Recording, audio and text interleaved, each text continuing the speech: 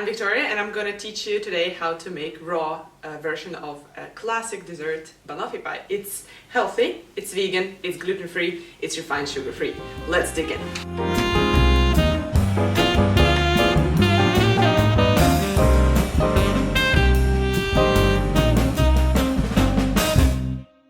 Let's start with the crust. Take 1 cup of almonds, half a cup of sunflower seeds, and half a cup of gluten-free rolled oats, and a pinch of salt. And you place it all in a food processor. You can take a blender if yours is powerful enough, but I would prefer a food processor for it. And then you let it run until it's all broken down and well combined. Then we will start adding the dates one by one. Dates were pre-soaked for about 10 to 15 minutes. The reason why we put them one by one is that this way they will spread evenly in the crust and it will not create like a wet clump and a dry clump. This way we will get the nice and smooth, even crust. And this is pretty much the texture we're looking for. It should be able to form a ball, but it would not stick to your fingers too much. Then you take a crust and you press it into the mold. Don't forget the edges. I used 3 small ones. One is 16 centimeters and 2 others are 7. But you can also take a bigger one, like 18 or 20 centimeters would also work fine. And let's move on to our toffee.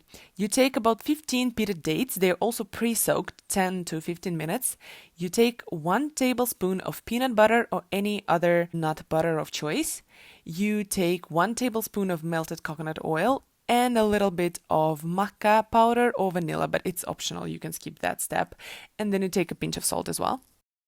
And then you process it all until smooth and well combined, and while you wait, you can always do the dance. So it should be done by now, and this is what it looks like, and here is the texture that we are looking for.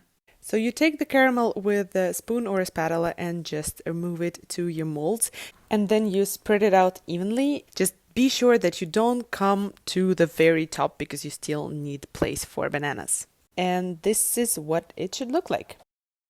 Then you just cut a banana and put it on top of the toffee.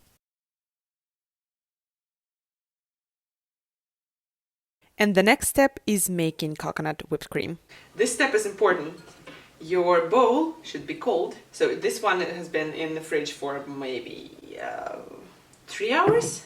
This one has been in the fridge overnight. Also must be cold, otherwise it wouldn't whip. And we carefully take just the fatty thing out.